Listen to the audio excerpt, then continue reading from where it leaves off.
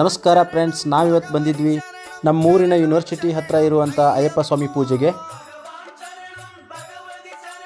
ಎಂಟ್ರೆನ್ಸಲ್ಲಿ ಗಣೇಶನ ಮೂರ್ತಿಗೆ ನಮಸ್ಕಾರ ಮಾಡಿ ಭಜನಾ ಕಾರ್ಯಕ್ರಮಕ್ಕೆ ಹಾಜರಾದ್ವಿ.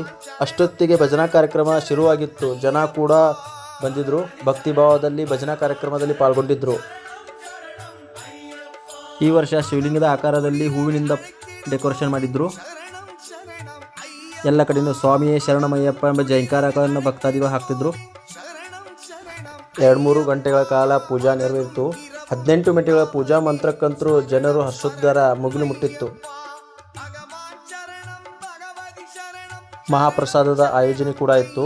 ನಾವು ಕೂಡ ಮಹಾಪ್ರಸಾದ ತೆಗೆದುಕೊಂಡ್ವಿ.